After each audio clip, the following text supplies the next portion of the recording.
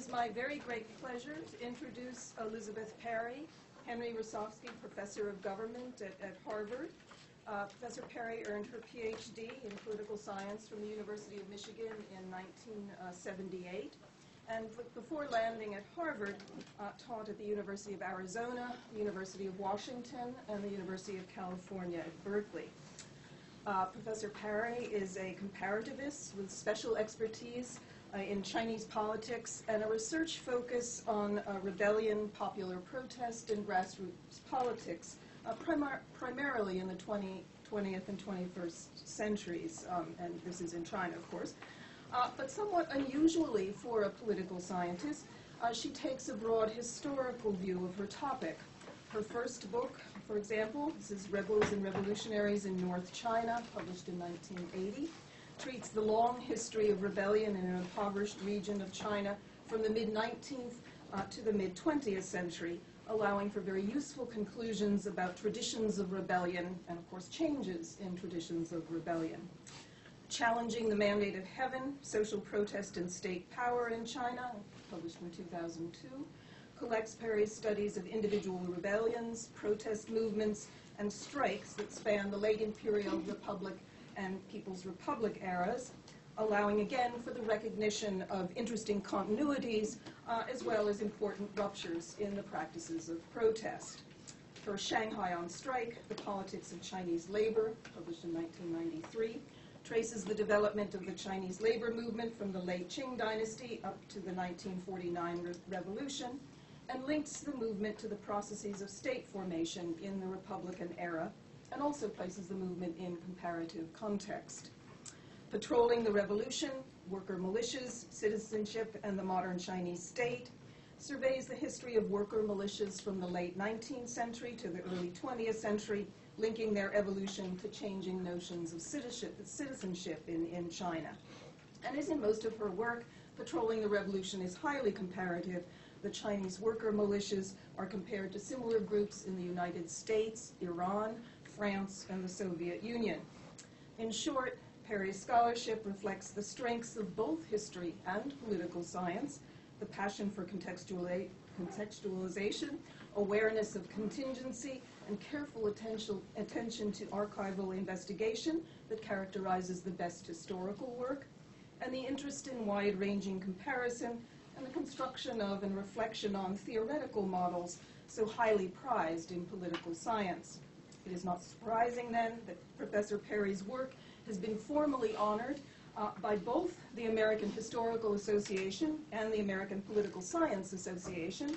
Shanghai on Strike won the John King Fairbank Prize from the AHA, and her article, Chinese Conceptions of Rights, From Mencius to Mao and Now, published in Perspectives on Politics in 2008, won the Heinz Elau Award from the American Political Science Association.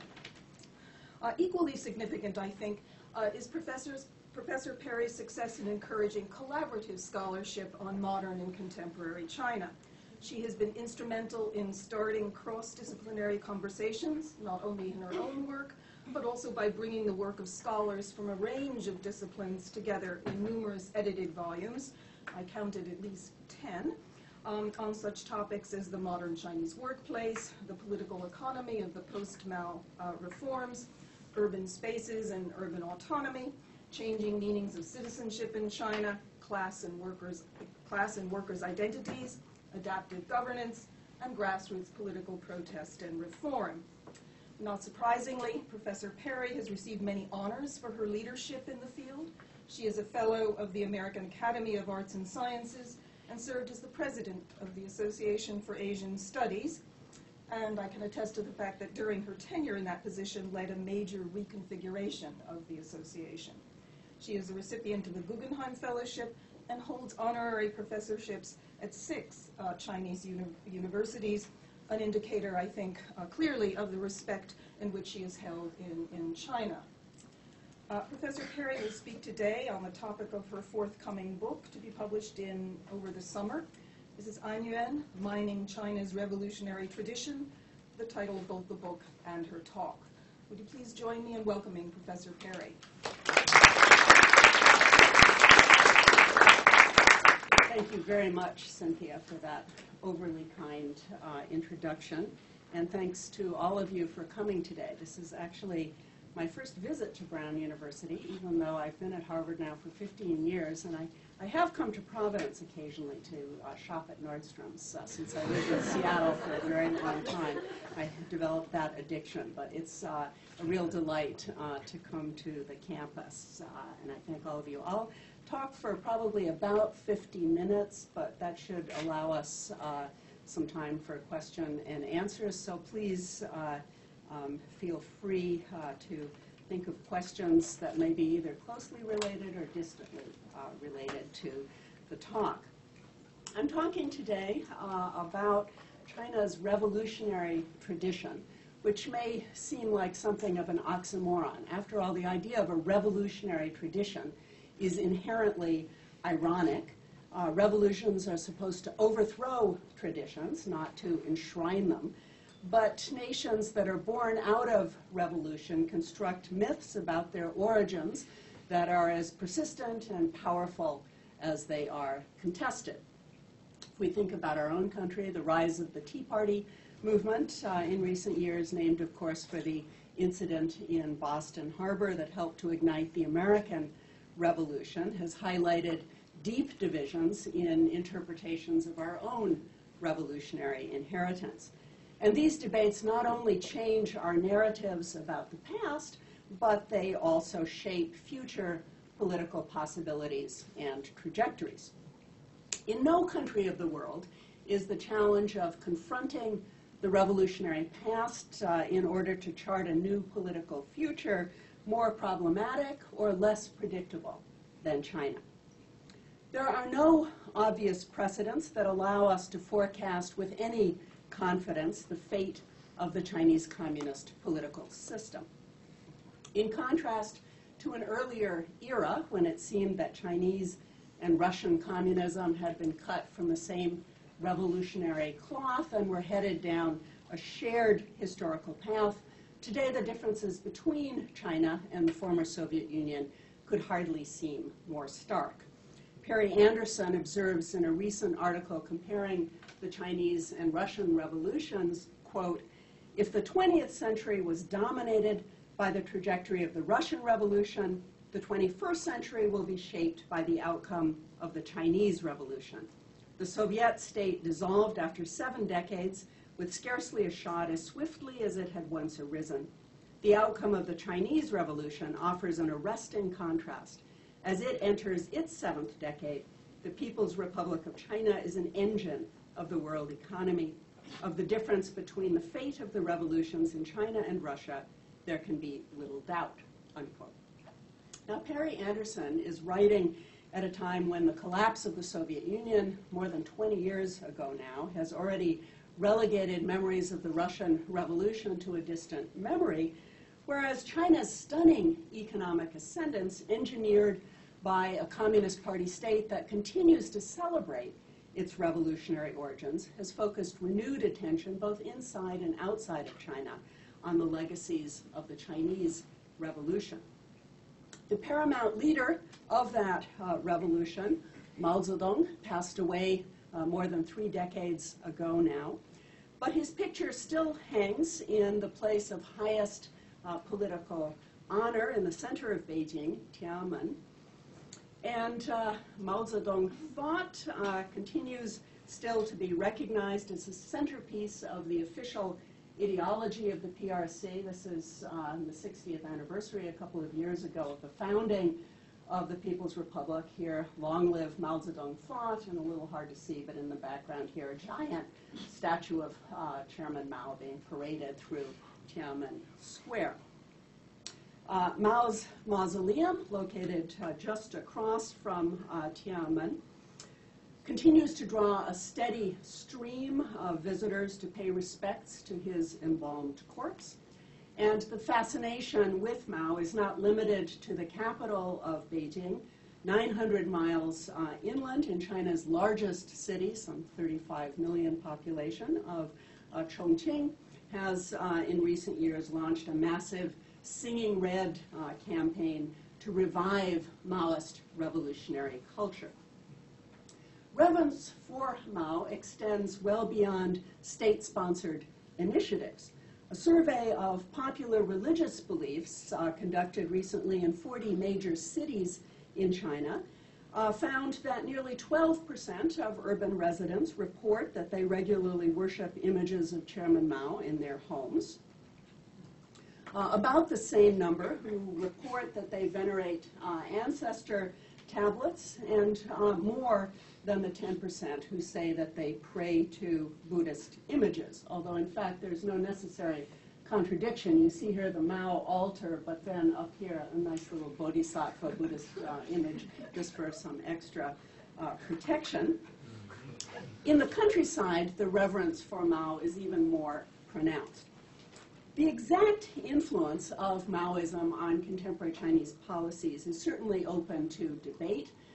For an argument that, in fact, it's quite powerful and that, in fact, Maoism continues to influence contemporary policies in profound ways. You can see a book that I recently co-edited with a German political scientist of China.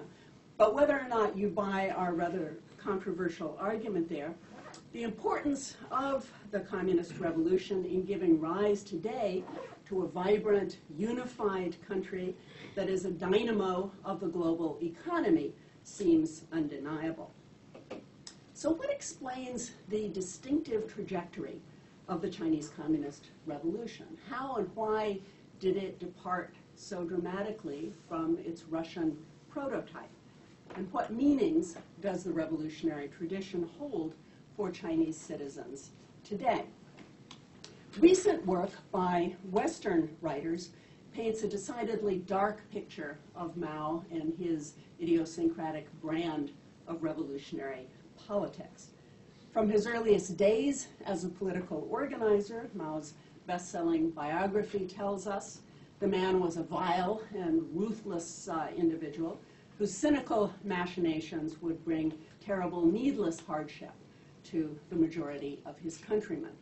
The poorest, the most vulnerable members of Chinese society, the very people in whose name his revolution was waged, would suffer more than anyone from his eccentric follies. There is ample evidence to support this grim conclusion. And yet, were that the whole story, how do we explain Mao's remarkable ability to convince millions of his fellow countrymen to sacrifice for his revolution long before he possessed the coercive means to enforce compliance? And how do we account for the outpouring of nostalgia toward Mao and his revolutionary accomplishments, so evident among ordinary Chinese, and most especially the disadvantaged, even today, more than 30 years after his death? This is at Mao's birthplace of Shaoshan, people burning incense, burning joss sticks, and lighting firecrackers and so on in Mao worship there. Mao's charismatic appeal then and now is part of a larger revolutionary tradition that continues to reverberate in significant and sometimes quite surprising ways. In contrast to Lenin's revolution in Russia, Mao's revolution was a protracted process. The Chinese Communist Revolution took nearly 30 years to achieve political victory, from the founding of the party in Shanghai in 1921 to the establishment of the PRC in Beijing in 1949. Having begun, like its Russian exemplar, as a movement that was directed toward the urban proletariat, the Chinese Communist Revolution was later forced out of the cities and into the countryside, where under Mao's leadership, it grew into a powerful peasant army capable of fighting first the Japanese and then the nationalists. But military victory did not mark the end of the revolutionary process. Mao's call to continue the revolution found expression in a series of tumultuous mass campaigns, from the land reform and marriage law of the early 1950s through the Cultural Revolution that ended with his death in 1976. But still incomplete, yet hardly insignificant at the time of Mao's death, was his lifelong effort to instill a new revolutionary political culture. The vicissitudes of the Chinese revolutionary process have posed exceptional challenges for social science explanation. For some analysts, the Soviet connection was decisive. For others, Mao's own maverick mode of mass mobilization was crucial. Certainly both imitation and innovation were key ingredients in the Chinese Communist rise to power. But still unanswered, I think, is the question of how the revolutionaries managed to introduce such radically new messages and methods in ways that resonated so powerfully with their target audience, both then and now. How did the communists get ordinary Chinese to understand, accept, some cases even embrace revolutionary authority? Most of the early communist leaders, Mao Zedong included, were educated intellectuals who brought to their organizing efforts substantial cultural capital and creativity.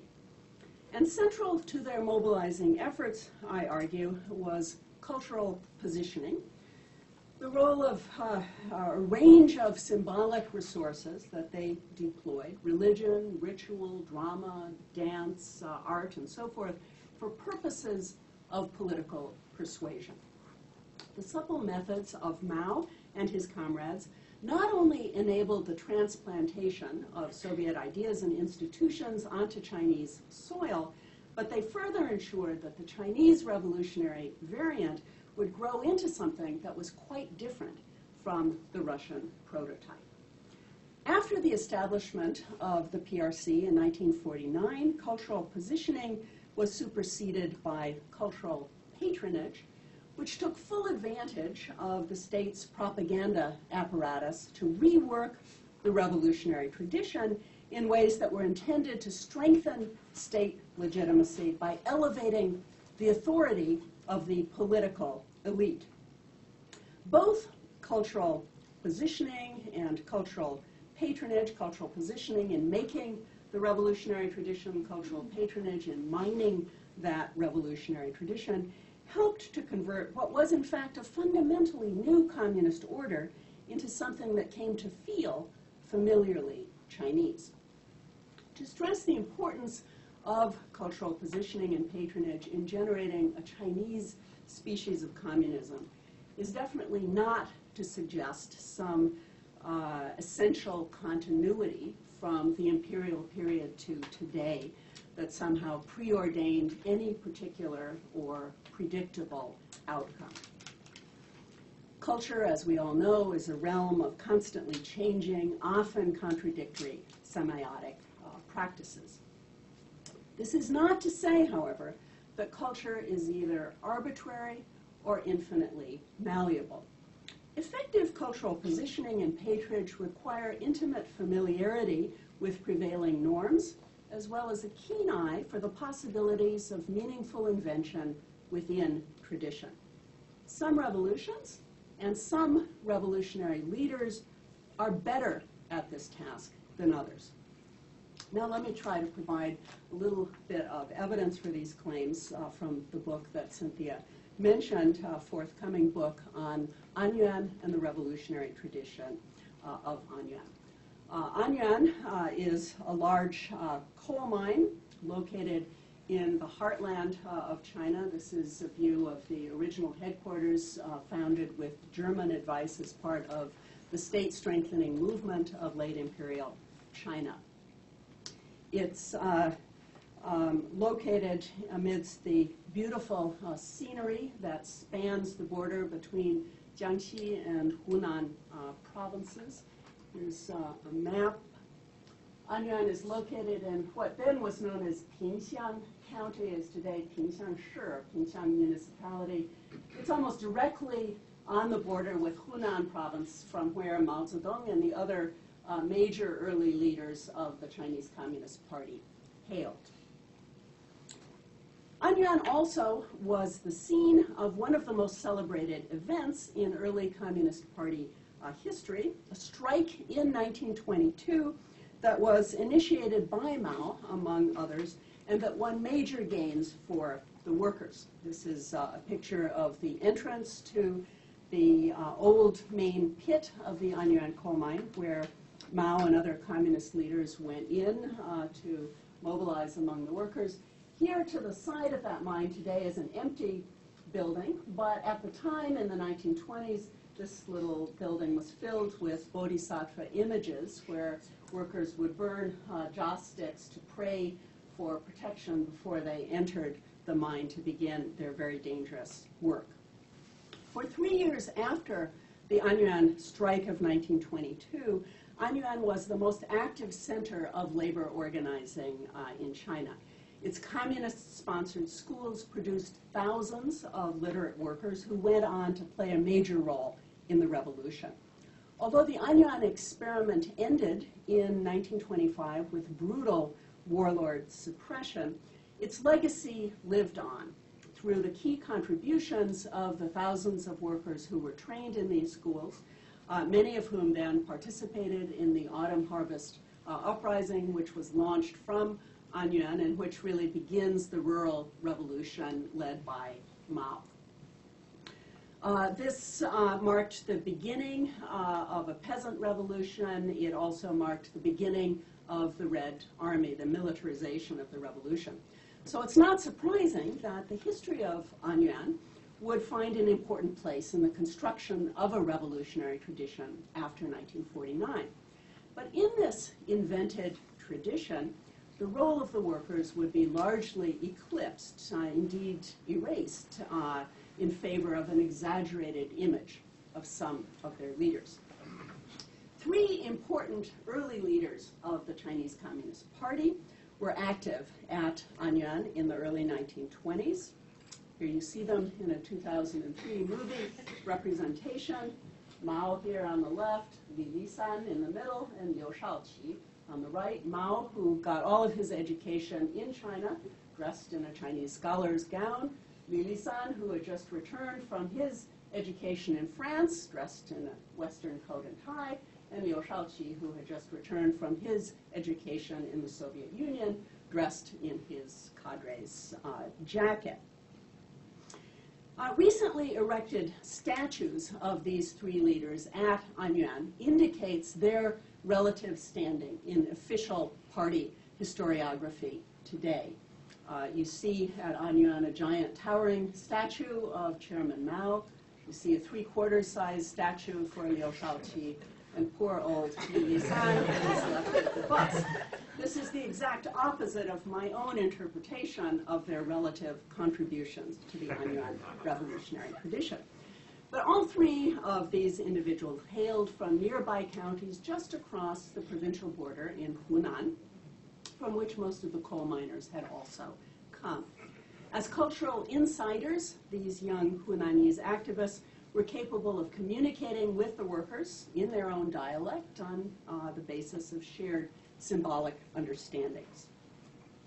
Mao, who initially visited Anyuan as part of an effort of the early Communist Party to target major industrial enterprises, was interested in Anyuan as a ripe place for a proletarian uprising.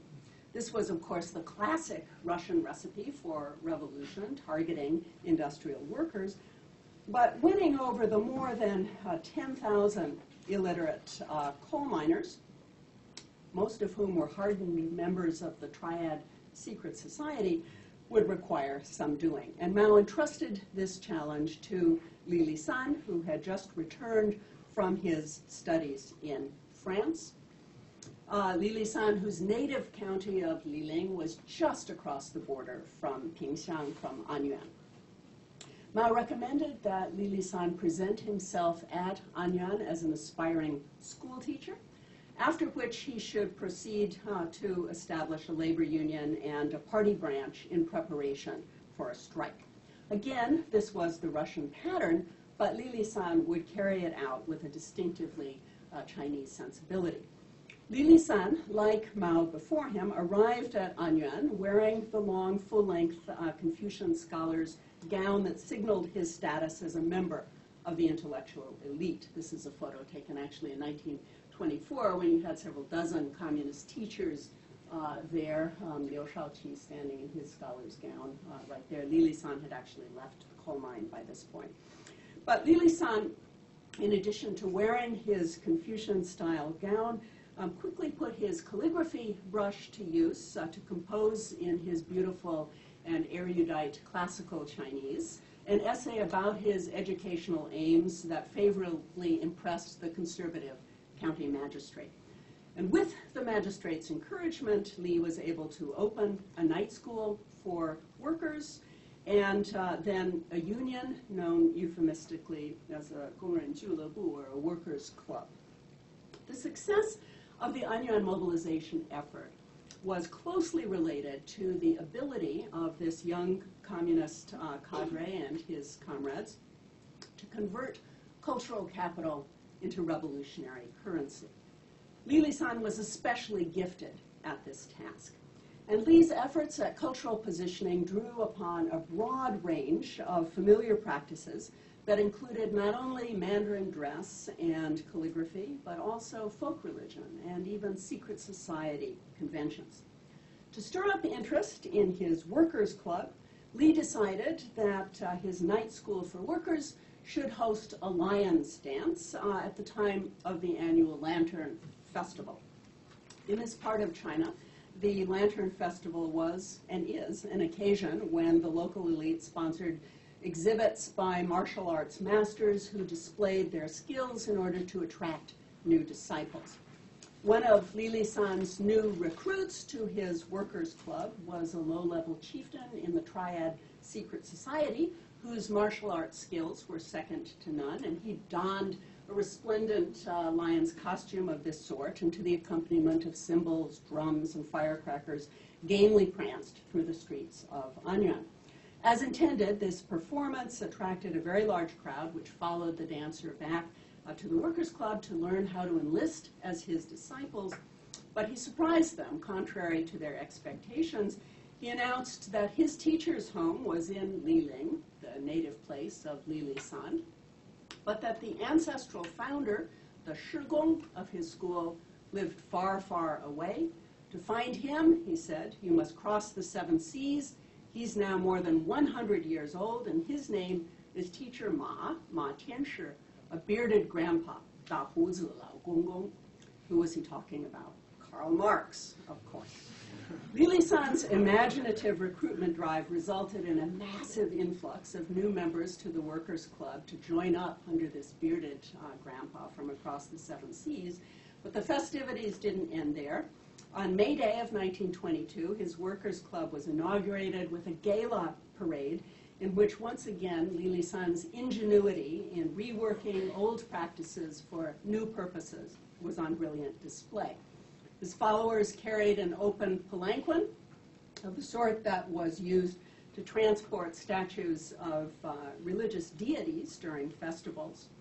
But the honored passenger riding inside the sedan chair this day was a statue of that bearded grandpa from across the 7 seas, Karl Marx. You can still see the statue in the Anyuan Labor Movement Museum if you visit there. Li Lisan's innovative cultural positioning was converting familiar folk rituals into vehicles for revolutionary recruitment. Meanwhile, Mao, after another visit to Anyuan, concluded that thanks to Li's 9 months of inspired efforts, conditions were ripe for a nonviolent strike that he hoped would win widespread public sympathy for the plight of the workers. Following Mao's suggestion, Li Lisan came up with a stirring slogan for this strike, once beasts of burden, now we will be men, or now we will be human. 从前是牛马，现在要做人, which actually became the watchword of the communist labor movement throughout the 1920s. This cri de coeur was framed not in terms of class struggle, but as a plea for human dignity of the sort that had animated Chinese protests for centuries.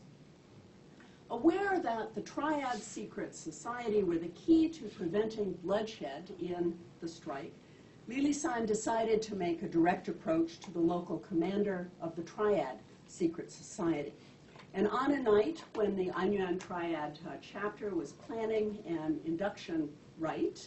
Li Li-san went to the local Anyuan lodge carrying a rooster and a bottle of liquor, which were the traditional elements for a triad initiation ceremony. And many years later, Li Li-san would recollect the signal importance of his diplomatic mission to this organized criminal secret society, that the support of the triads, he believed, were absolutely fundamental in the success of the Anyuan strike. He explained later on how he had won over the support of the triad leaders by framing his request in language that was congruent with secret society norms, stressing concepts such as honor, brotherhood, mutual aid, helping the poor, and so forth. Once the triad commander agreed to support the strike, it began. And this 5-day nonviolent strike of more than 13,000 miners and railway workers, which was presented as a moving plea for human dignity, won the participation of the entire workforce, as well as the sympathy of key members of the local elite.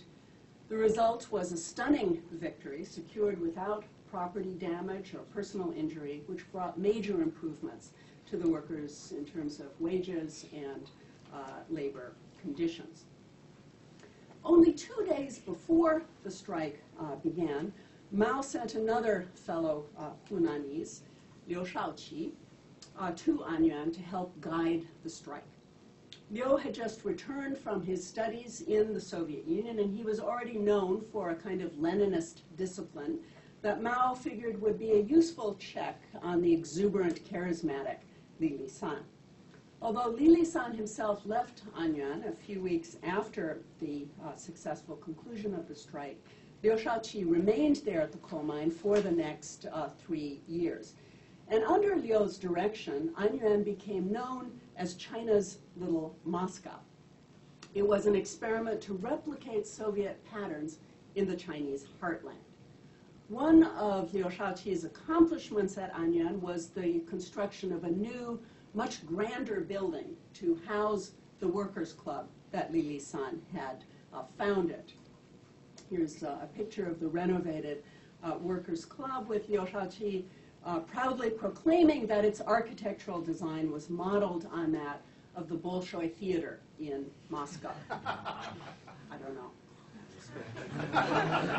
Anyway, in contrast to Li Li-san, who had made use of indigenous customs, Liu Shaoqi had a stated preference for Russian ways, even if they often looked more Chinese than Russian.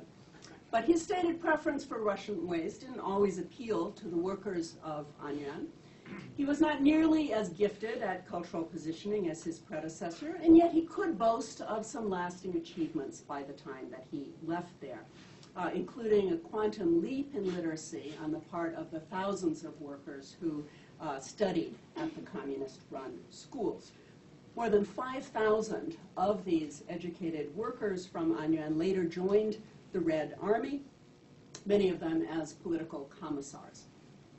But after the establishment of the PRC, when the Anyuan revolutionary tradition became an important subject of state-sponsored patronage, the focus of this effort was not on the thousands of workers who had played the central role in developing the revolution, but rather on their leaders, and not even on the leader toward whom the workers harbored the greatest fondness.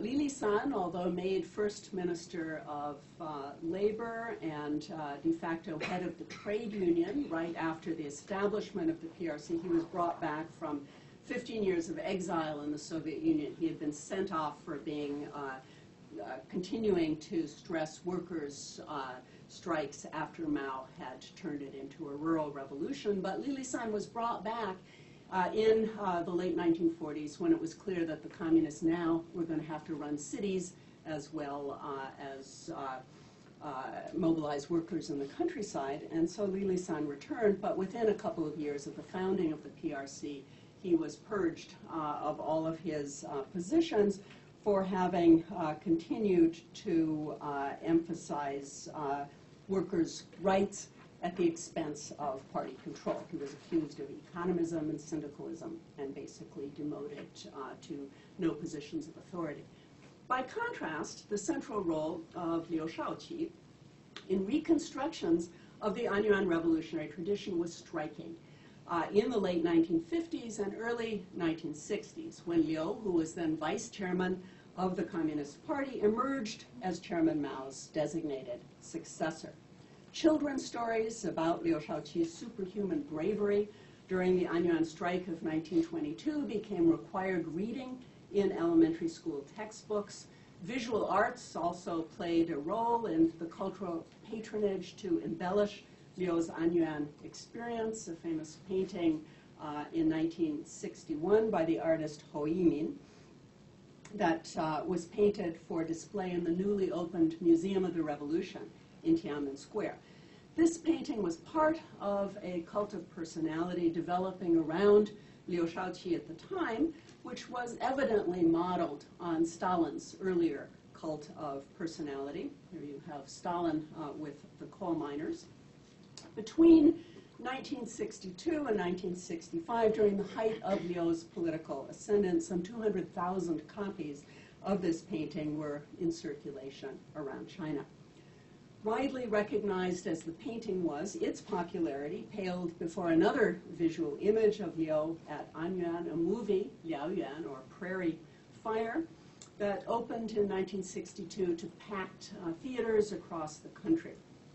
The movie's production was closely overseen by the Ministry of Culture and the Department of Propaganda, and it depicted Liu Shaoqi as the sole protagonist of the Anyuan labor movement, affording no role for either Li Lisan or Mao Zedong. In this period, every communist achievement at Anyuan in the 1920s was solely credited to one individual, Liu Shaoqi. But soon that would change, and quite dramatically.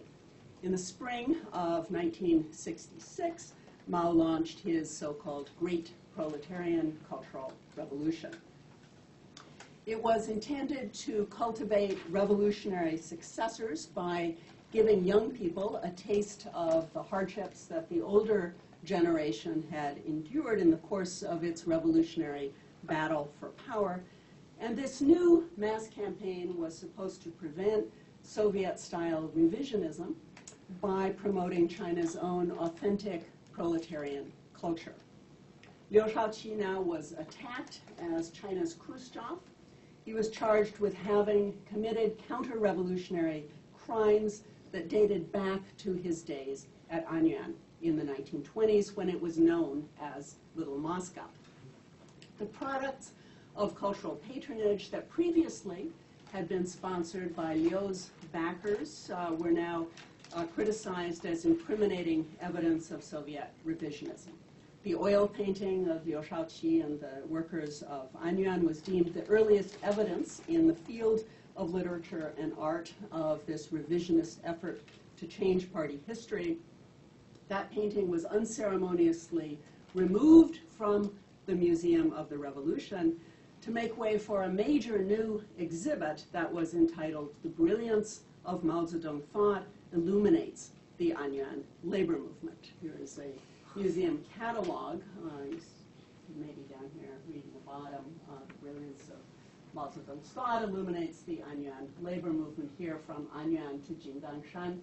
And here in the background is the Anyuan coal mine, Mao standing with his new Red Army up on Jinggangshan, the first rural base area of the Communist Party, and thousands of Anyuan workers streaming out of the mine and up to join Chairman Mao and his new Red Army.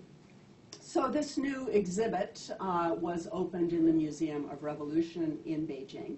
And among the many artworks that were commissioned for this new exhibit, one of them stood out for its simplicity and its grandeur, a work entitled Chairman Mao Goes to Anyuan, Mao Zhuxi Qu Anyuan, painted by a young Red Guard, Liu Chunhua.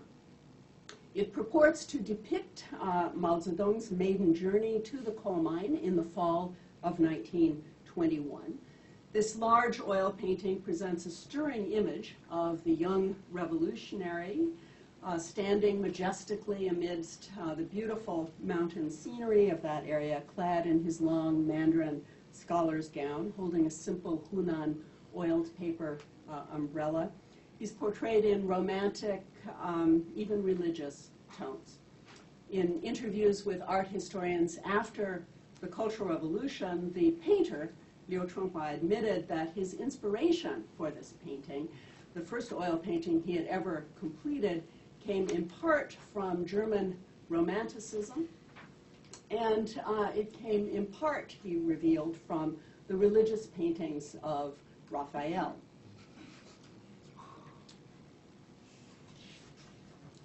The possibility of this painting serving as a central pillar in the growing cult of personality surrounding Chairman Mao was not lost on Mao's wife, Jiang Qing, when she first saw a photograph of this work. She concluded that it was an ideal vehicle for veneration and emulation. And on July 1st of 1968, the front pages of all the major newspapers and journals were devoted to full spread color reproductions of the painting. The likeness soon appeared on posters. It appeared on Mao buttons. It could be found on plates, on vases, in pottery renditions, cigarette tins, embroidery, and other media. The most common postage stamp during the Cultural Revolution, with a run of some 50 million, was the 8-cent likeness of Chairman Mao on his way to Anyuan. It was also the only stamp that was exempt from postal cancellation to avoid desecrating its sacred image. Copies of this painting were reverently received as an object of veneration, not only at Anyuan, but also in urban neighborhoods and in factories. You see in the back there the painting arriving at the Shanghai diesel engine factory. It also was received by soldiers in military barracks and communes around the country. It inspired revolutionary swim meets. Chairman Mao in his PLA uniform there, but Mao Zedong to Anyuan in the background there. And in the famous revolutionary exchanges in the Trinian of the Cultural Revolution period. It also helped to inspire former Red Guards when they were demobilized and sent up to the mountains and down to the villages. This is said to be the most reproduced painting in all of history, with some 900 million copies in circulation at one time. The appeal of Liu Chunhua's painting extended well beyond the borders of China. So sublime was this image of the young Mao's arrival at Anyuan that one reproduction of this painting, done by an Italian artist, even hung in the halls of the Vatican in Rome for 3 months above a caption that said, "Young Chinese Missionary," until the Vatican realized what its true providence was, and the beatific likeness of Chairman Mao was hastily removed. There's a lengthy story about it in the New York Times from that period.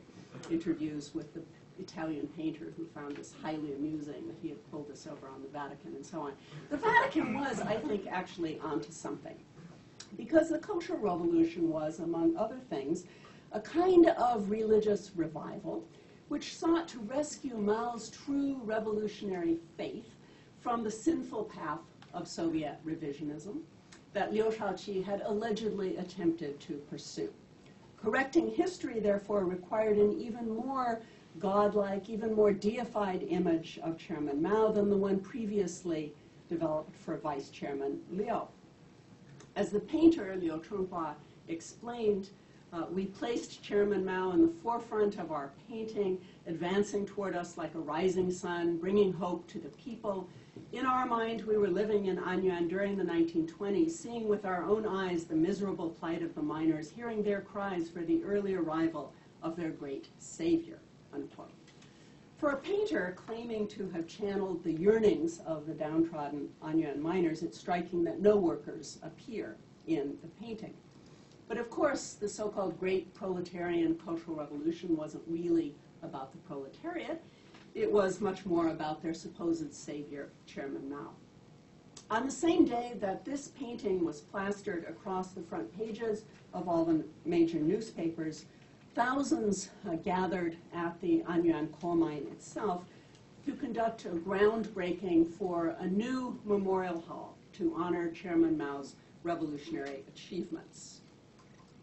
This is the new memorial hall that would eventually be built, and there, the top of it is a little head of Chairman Mao that directly replicates the painting Chairman Mao goes to Anyuan. This is what the memorial hall looked like during the Cultural Revolution. Today it has a different logo up there that reflects the workers. But this is generally considered the grandest of all the many museums that were built to honor Chairman Mao during the Cultural Revolution.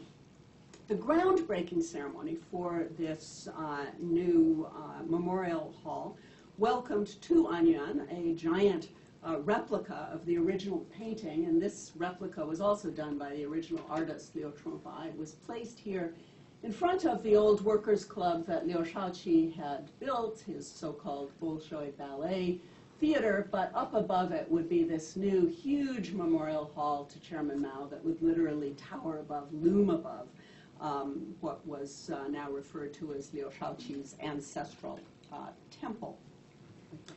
The convocation here had the distinct air of a religious festival.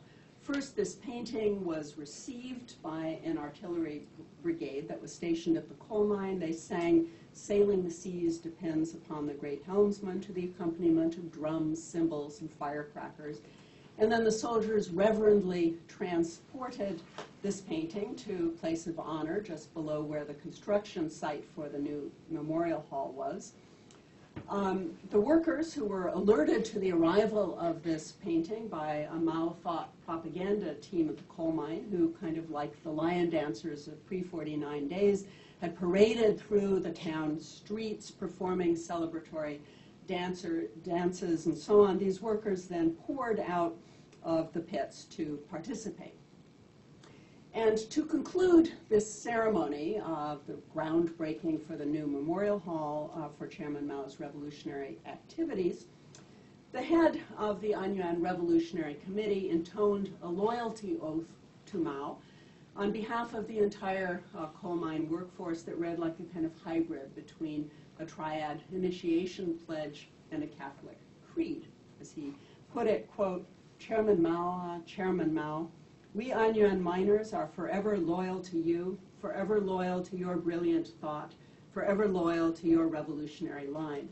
Seas may dry up and boulders turn to pebbles, but our red, red hearts, loyal to you, will never change.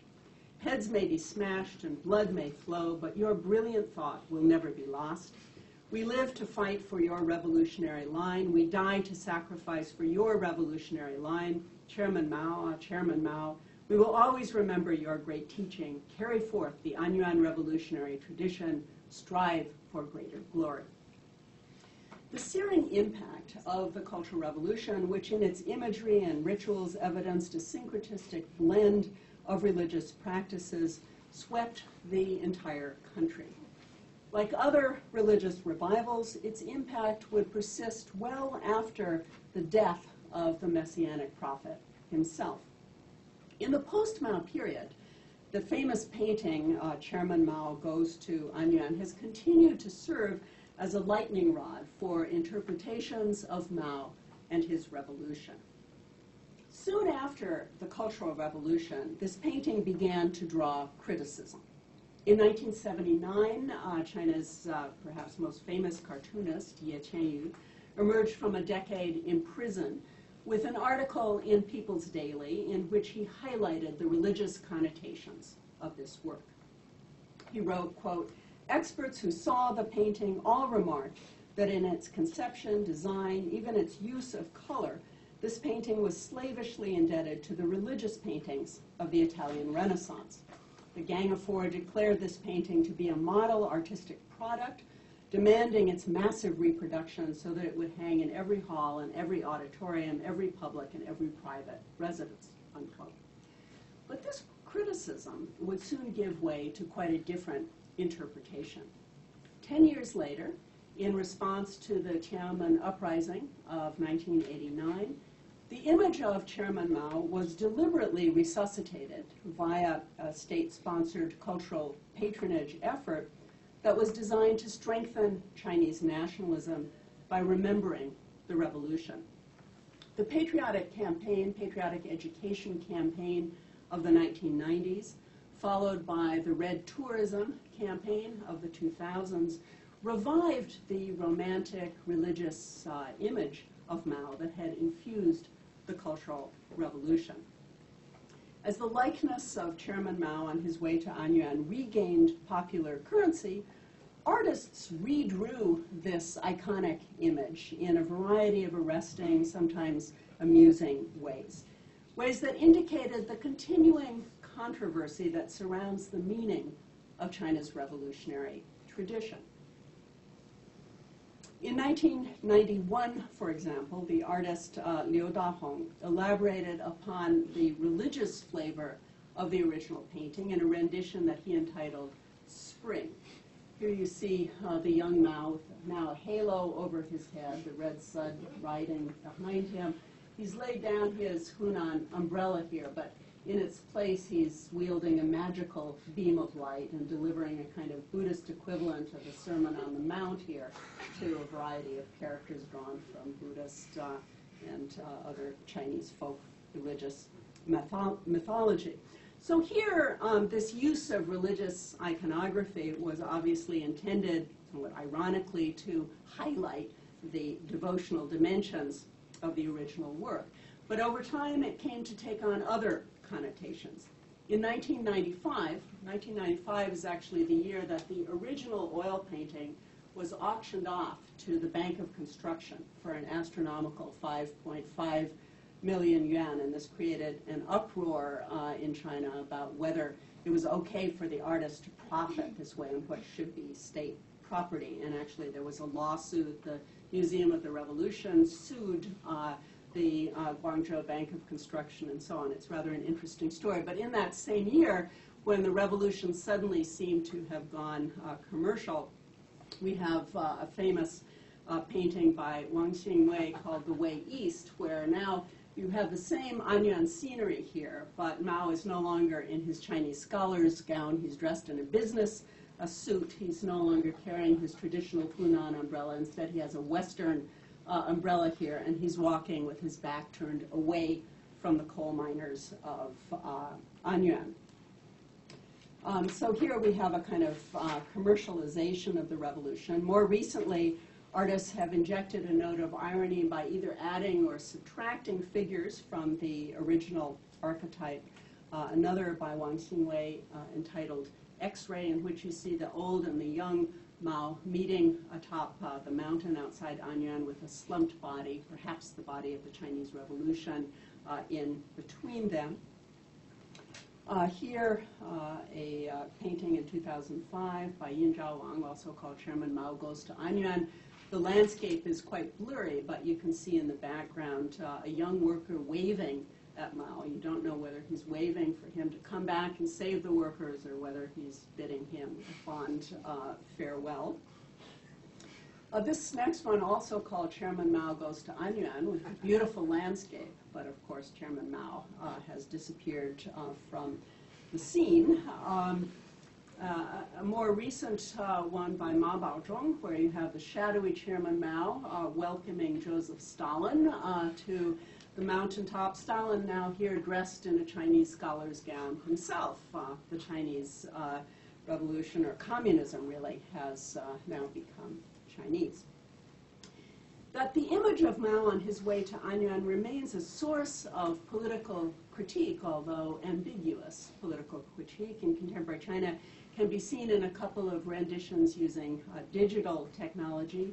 Here, one photograph of the sprawling Anyuan city government, or township rather, government offices, which are viewed by the locals as a symbol of official extravagance and corruption.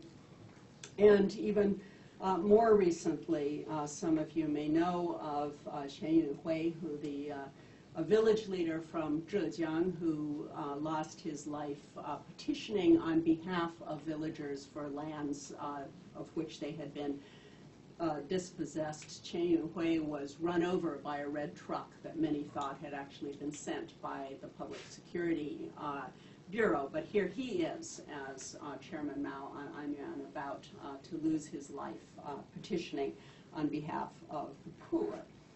Now, avant-garde art obviously is open to multiple interpretations. But at Anyuan itself, most miners, like many people across China, express unabashed admiration for Mao. There's a statue that was put up in 2002 to honor the Anyuan strike, a statue that's also in that same image of Chairman Mao goes to Anyuan, and workers frequently burn joss sticks and leave offerings at this statue. Looming above it is the old headquarters of the coal mine. Mao is often spoken of in quasi-religious terms by Anyuan miners, as one of them put it, quote, "The Bodhisattva protects good-hearted people, just like it says in quotations from Chairman Mao. Evil is repaid with evil, good is repaid with good, it's all the same thing," unquote. Religious beliefs and rituals were meaningful elements of people's lives long before the Communist Revolution. Miners burned joss sticks to images of the Bodhisattva before they entered the mine, the coal pits every day. Much of Li Lisan's success in mobilizing the workers lay in his appropriation and his adaptation of popular religious practices, from temple festivals to triad initiation rites. Despite the avowed atheism of the Chinese Communist Party, the introduction of a new political order in 1949 didn't end the search for higher sources of solace. And the state took full advantage of that quest with a series of cultural patronage programs that were designed to deify some of its leaders. The cult of Mao that developed during the Cultural Revolution, a central ritual of which was the adoration of the young Mao on his way to Anyuan, was indicative of this cultural patronage effort. Today, the grafting of reverence for Mao onto pre-communist customs provides an extra layer of spiritual protection for people who are anxious to solicit whatever kind of divine assistance may be available. A Mao altar here in a home. It's a little hard to see it in the back there under cellophane wrapping is the picture of Chairman Mao goes to Anyuan, but then you have various other likenesses of Mao and some pills and various other things that might bring good luck. The anthropologist Mo Bo-gao reports of his recent investigations in the North China countryside, quote, "Through all my travel and work in rural China, I've heard expressions of admiration and even love of Mao everywhere, but hardly any enthusiasm for Deng Xiaoping. Mao's portrait can be seen in the average household, but one can hardly find any portraits of Deng Xiaoping in any homes." Now that a communist political system has persisted in China for 20 years after the dismantling of the Soviet Union, the resilience of the polity that Mao and his comrades constructed perhaps is better explained in terms of the reconfiguration rather than the repudiation of a wide array of cultural resources. Although the Chinese Revolution was strongly influenced by the Russian paradigm, it differed significantly, I think, in its relationship both to elite and to popular culture. A historian of the Soviet propaganda state, Peter Kenneth, stresses that the Bolsheviks were condescending and dismissive of their own traditions. As he puts it, quote, "Lenin and his fellow revolutionaries saw little that was valuable in the indigenous culture of the Russian people," unquote. Similarly, historian Jeffrey Brooks writes, quote, "Stalin and his circle were known to be contemptuous of peasants and peasant beliefs," unquote. By contrast, Mao, while every bit as radical and ruthless as his Russian counterparts, was nevertheless attuned to the political power that was inherent in China's cultural traditions. As Mao enjoined his colleagues during the war with Japan, quote, "Our national history goes back several thousand years and has its own characteristics and innumerable treasures. We should sum up our history from Confucius to Sun Yat-sen and take over this valuable legacy. Foreign stereotypes must be replaced by the fresh, lively Chinese spirit and style which the common people of China love, unquote. Mao and his comrades certainly were erratic as well as eclectic in their mobilizing approach, but among their most important accomplishments was the reworking of cultural material, indigenous and foreign alike, to shape and solidify a new political order that in fact owed very much to the Soviets, and yet came to be perceived by its own people as Chinese rather than as an alien implant. The construction of a powerful sense of nationalism was at the heart of this transformative project. Mao's successors continued to experiment with various forms of cultural patronage, attempting to direct public attention to older sources of national pride without, however, denying the legitimacy of Mao's revolution. They're not always successful in this effort. Take, for example, the case last year of installing the statue of Confucius in Tiananmen Square, right in front of what used to be the Museum of the Revolution, which is now the National Museum of History, just to the side of Mao's mausoleum and right across from that looming portrait of Mao. The jarring sight of the ancient sage surrounded by monuments to the revolution generated enough of an internet outcry that the statue was quickly removed in the dead of night with no advance warning 3 months later. So even as seasoned a practitioner as the Department of Propaganda doesn't always get it right. But whether one admires or abhors Mao's revolution, it is, I think, too soon to write its obituary. To presume, as many do, that the PRC survives today only by virtue of an instrumental performance legitimacy that will dissipate just as soon as its sizzling economy starts to sputter is probably naive.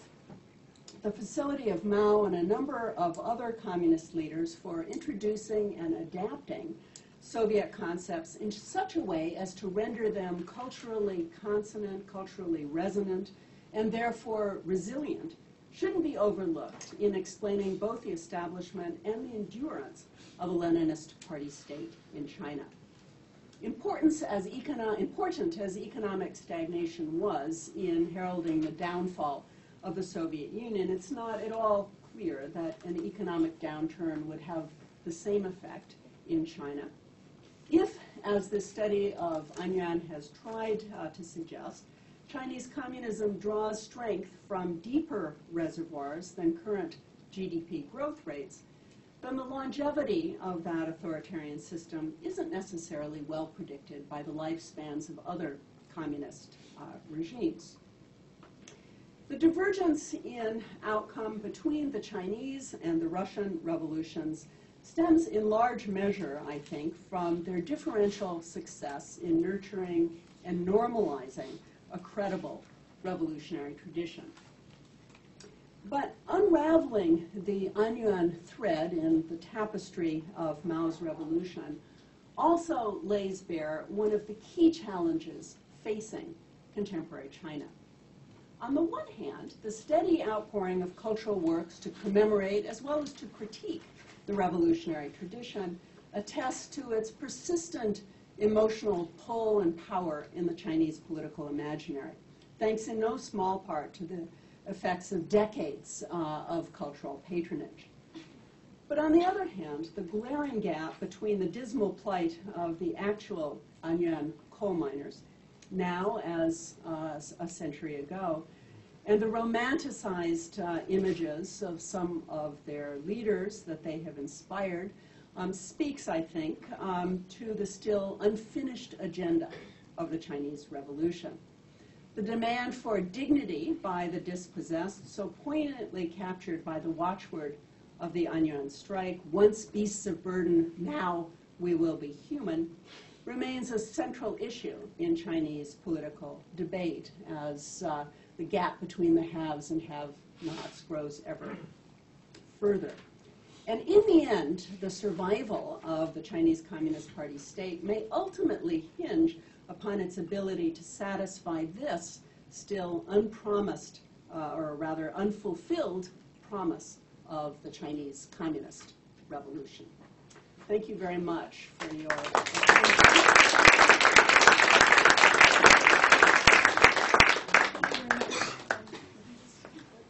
I'd be happy.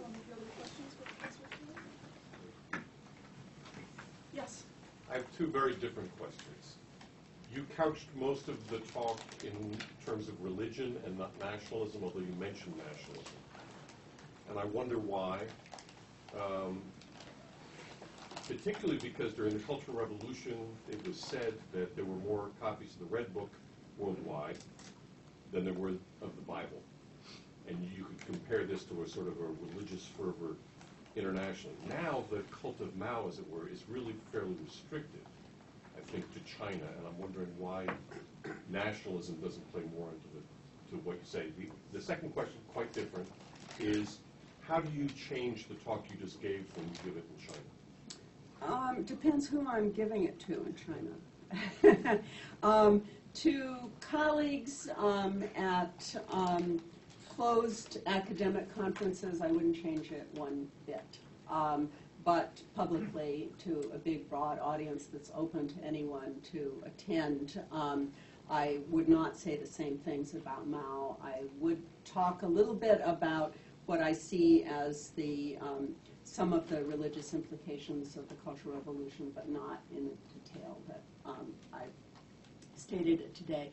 I think nationalism is a very important part of this story, and I try in the written version of this to talk about how I think these things come together. But I feel that scholars often, in my view, make something of a mistake in seeing these as all that separable, so that many argue that what you see in China today is a kind of cultural nationalism that has really replaced the earlier Maoism. And whether we see Maoism as kind of communist ideology or whether we see it as a kind of religion, that it somehow, it disappeared with Mao's death in the Reform era, and now we have cultural nationalism. But I believe these things are very much intertwined, and that the Cultural Revolution was something of a great awakening that was religious, but at the same time that had a very nationalistic flavor. So the whole idea that the Soviet revisionism was basically a kind of sinful route, and China was taking the route of purity by following Maoism. On the one hand was religious, on the other hand was nationalistic. And so I think you see throughout the Chinese Revolution the sense that it was a revolution that was from its inception nationalistic, but that nationalism has taken different form at different times. And I think it took a very powerful quasi-religious form during the Cultural Revolution that, in my view, is not entirely gone from contemporary China, and that we see residues of in this kind of popular religion, and in a sense that there is nothing alien about the Chinese political system. People in China today don't generally talk about it as a Soviet implant. Instead, they see that system as having been brought to them by a nationalist revolution, but I believe it began to feel really Chinese through these kinds of adaptations of folk religion and so forth. So I don't see that nationalism and folk religion and so on should be so compartmentalized. I think they empower one another. Yes? You talked a lot about the conversion of cultural capital to revolutionary currency, and then you mentioned toward the end of the talk that the sort of cultural capital that's built up now within this sort of quasi-nationalist view of Maoism today wouldn't make so like in the continued economic performance of China being the sort of harbinger, the linchpin of the CCP's success. So I was wanting to know what you thought of the conversion between sort of revolutionary currency in that sense to like actual dollars and cents today. Well, you know, that's an interesting question. If you go to Anyuan, have any of you ever been to Anyuan? Oh, very good. When were you there? Actually, Anyuan is my hometown. Oh, wonderful, wonderful. So when were you last there? this summer. This summer, okay. Well, I'm sure you have noticed that in recent years that there are many more tourists going to Anyuan through the red tourism, the Hongse Luyou. So when I first went to Anyuan in, I don't know now, 2005, maybe 2004, there were almost no tourists there. And when I went to the labor movement museum, there was nobody else in the museum besides myself. But each time that I've gone there since then, there have been many more people because in large part of this red tourism effort. And the last time I was there, which was now a year ago, I conducted lengthy interviews with the people in the tourism bureau there who are responsible for red tourism. And I don't have with me the figures now, but they have a very clear conversion into dollars and cents of exactly what reviving the revolutionary tradition has meant for them. It's meant a new road that connects to the major highways so that red tourists can easily go from Chairman Mao's birthplace in Shaoshan on the way up to Jinggangshan to see his rural base area coming through Anyuan. And the Tourism Bureau is concerned that this interest in the revolution may not last forever, and so they need to do other kinds of things in order to capture a kind of continuing stream of tourist revenue. But I think there is no doubt that this red tourism campaign, which was directed against towards some of the poorest areas of China, because it's intended, and often the state will sponsor work units and so on to go on these group tours to the revolutionary areas. Those revolutionary areas tend even today to be some of the poorest parts of China, and the idea is twofold. On the one hand, to strengthen the legitimacy of the party by having people go and see where the party developed, how the revolution sacrificed and struggled, and so on. And on the other hand, to actually take tourist dollars into those areas. And at least the government of Anyuan Township certainly feels that it's profited quite a bit from this effort. Yes? Yeah, why do you feel that the current government is so dependent on the relationship with Russia as opposed to be simply another dynasty and harking back to more of a dynastic form that's so traditional in China? Because, I mean, I think the Chinese government would like you to feel that it's just another dynasty. In fact, I don't think it is, because there is a Communist Party that operates by a system of nomenclatura that is a clear Leninist model. The imperial system, of course, had a civil service examination and so forth, but it didn't have a Leninist party that had the same sort of nomination power that party system has. And I think, its political party structure is very clearly a Leninist one. It's not an imperial system, although there are, of course, many elements of Chinese political culture that feel very old. And the so-called princelings, the generation, the second and third generation of the revolutionary leaders, like to talk about themselves as being part of the court, the Chao-Ping, and so forth. This language is all over the place.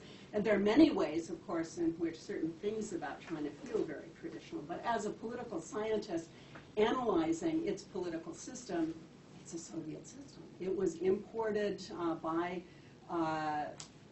the Chinese communists. The nationalists had it to some extent. The Nationalist Party also built itself on a Soviet model, and then, of course, once it went to Taiwan after a period of decades, began to democratize and had open opposition parties and so forth, although the KMT in Taiwan still retains many features of a Leninist political party. But the Chinese Communist one is, I think, a largely unreformed Communist Party. What's different is that the composition of that party is very unlike what it was at the founding of the PRC. At that time, it was largely a peasant party built on those who had joined the Red Army.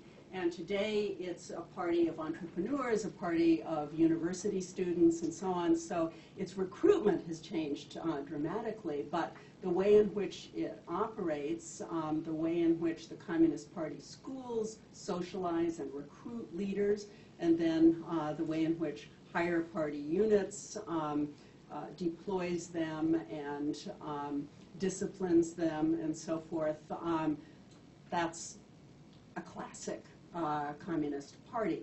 Now, that's not to say that a whole lot of elements, aren't very Chinese in all of this. People tremendously valued education, and in Imperial China, there was also the sense that those who had education should be part of the government, that to danguan, to be an official, was the highest calling of an intellectual, so there was that kind of connection between education and political power that I think is also a very powerful element once the Communist Party changes its composition and actively recruits intellectuals.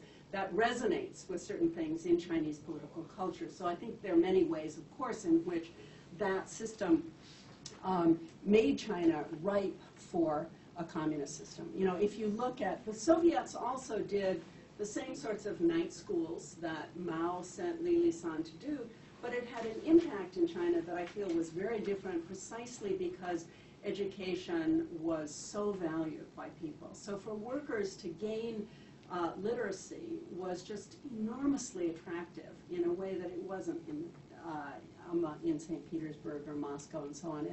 And the way in which Li Lisan and others used Chinese images and Chinese symbols and so on clearly appealed to these traditional ways of traditional values. But still, I would say the political system that they imposed looks to me pretty exactly like the Soviet Union or the former Eastern Europe. It doesn't look like the imperial system. Yes? You've spoken a lot about the creation of a revolutionary tradition and the periodic revival of that tradition. But you also pointed out that whereas a lot of people still have a picture of Mao in their homes, they don't have a picture of Deng Xiaoping in their homes. So to what extent is this revolutionary tradition being updated, and to what extent do you see it as a challenge of the current party apparatus to continuously link themselves with this old tradition and not have people see them as being separate from this tradition? Yeah, I think it is a constant challenge, and I think there's no one answer to that. I think there are lots of different efforts in China to modernize the revolutionary traditions. So what we see in the city of Chongqing, for example, with the Singing Red campaign of Bo Xilai, well, in part, of course, that's a very ambitious political leader who only found Maoism when he moved to Chongqing. When he was back up in Dalian, he seemed to be the consummate capitalist that was welcoming foreign investment into the city of Dalian, and we never heard him spouting Maoism and so forth. But then once he got to Chongqing, somehow he got Maoism too, and now he sends text messages of Maoist aphorisms to secondary students that they can all receive on their cell phones and be inspired by Mao's thought, and gathering red singing fests and so forth. So that's one example of trying to update the revolutionary tradition and trying to associate a contemporary leader with it, so that Bo Xilai himself in Chongqing is viewed now as someone who is actively promoting this kind of revolutionary culture. I think it's a very difficult and complicated calculation on the part of political leaders in contemporary China. Both Hu Jintao and Wen Jiabao, when they first took office, visited many of the old revolutionary sites, Ruijin in Jiangxi and various other places, and talked about the tremendous spiritual treasure that the revolution had left. But they never were explicit in what exactly that spiritual treasure was. And I think, partly by keeping the revolutionary tradition somewhat amorphous and unclear, it means that they don't have to deliver on quite all the promises that the revolution suggested. But I think, with Deng Xiaoping, it was in part his own conscious decision that he didn't want a cult of personality. And so part of the reason that you don't find his picture in any place is he never presented himself as having superhuman kind of authority. In the case of both Liu Shaoqi and Mao Zedong, there was state cultural patronage to help promote this. So there was an effort there that I think we haven't really seen among any of the post-Mao leaders, largely because Deng Xiaoping made clear that he wanted to move away from that kind of charismatic authority to an authority that was based much more on delivering goods. But I think, it's complicated for the so-called princelings, because for many of them, like Bo Xilai, or even Xi Jinping, who's the new putative general secretary, they wouldn't quite be in those positions if their fathers hadn't been the people they were. They had fathers who were very important revolutionaries. And what legitimacy do they have to be the leaders of the party? Well, their legitimacy lies in a connection to this revolution. And so I think for all of them, keeping the revolution as a source of legitimacy is very important. But how exactly they do it, I think there is no clear formula, and that's why you see a lot of this different experimentation. And there are others, I think, constantly searching for an earlier, longer, older, deeper source of legitimacy, and that's why you see not only the fleeting Confucius statue in Tiananmen Square, but also the much more successful effort to build up hundreds of Confucius institutes around the world and so forth. Or look at the 2008 Olympics and the opening ceremony that Zhang Yimou choreographed, where not a hint of communism anywhere in it. There, the tradition is going back 5,000 years, and the idea is that the contemporary Chinese state is the natural inheritor of 5,000 years of Chinese tradition and so forth. So that is one strain of legitimation, of going back to an earlier period. And let's kind of elide the fact that much of Mao's revolution ostensibly was against many of these traditions. But I think, in the post-Tiananmen period, we have an effort to merge nationalism with this revolutionary tradition, with a very old form of cultural resources that seems to me to be proving quite effective.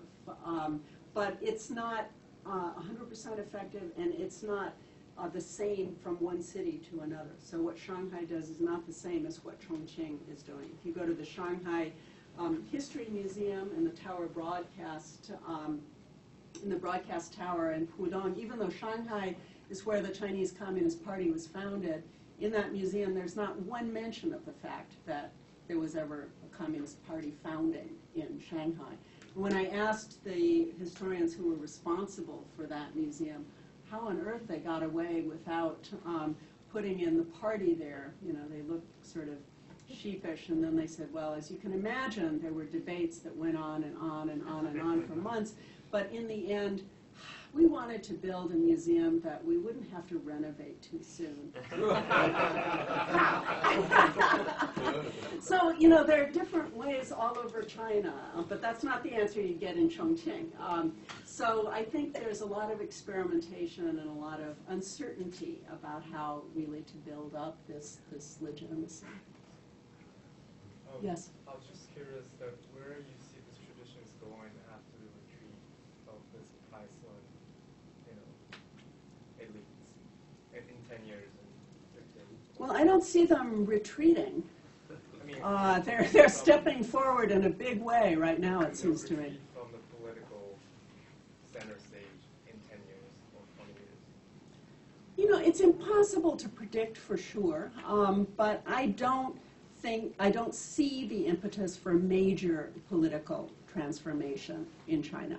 I'd like to, of course, but I don't really see it. And I don't, as I tried to suggest in my talk, really see it even with an economic downturn, which many economists say is unlikely. I mean, many suggest that the Chinese economy is going to go roaring along, but others are are much less optimistic. But even if one is not optimistic about the continued growth of the Chinese economy, I feel at this point that for most people they have a political system that seems to be working. You know, many of them would obviously enjoy greater freedom to do this, that, and the other thing, but it's a political system that seems to be delivering the goods. It's a political system that I would say increasingly feels to people as Chinese. And so when they make complaints about the system, it's, China's been this way for 5,000 years, you know, and we have to modernize it. The same kinds of complaints that were made at the time of the New Culture movement, the May 4th movement, and so forth. But I don't see obvious models that Chinese want to emulate. Now, 20 years ago, the United States might have been an appealing model. At the time of the Tiananmen Uprising, I think there were a lot of young people who saw the United States as a very appealing model. I don't think that's so true these days. I think there's a sense in the wake of the financial crisis of 2008 that neither the United States nor Western Europe provides a good model for China to follow. At a much earlier period, there was the Soviet Union. It obviously is no model for China. For some period of time, it was the East Asian development model, Taiwan, South Korea, and so forth. But now that China is doing so well economically and has not democratized, I don't think those systems are seen as particularly attractive, something that China needs to take very seriously. So I don't see the impetus within China for major political reform within the next decade. I could be wrong. None of us predicted that Jiang Jingguo in Taiwan was going to do what he did. And my own sense is that if there is major political reform in China, it's likely to come top-down rather than bottom-up. You know, we spend all this time looking at popular protest and saying, oh, you know, how can China, with 180,000 popular protests last year, manage to keep it going? You know, where is the threshold going to be, and so forth? Well, I think, you know, the problem is not 180,000. The problem was only one protest, a revolutionary protest that actually brought together people who were off in their own little cells doing their own protesting would be extremely challenging. But I don't see any signs of that in China at the moment. So from my point of view, you know, 10 years from now is probably likely to be pretty similar to now, and it's probably likely to feel even that much more Chinese 10 years from now than it does right now. But it's very hard to say. Obviously, things can change quickly. Things are hard to predict, and you know, I don't have any crystal ball that allows me to say anything with great confidence about where China is headed.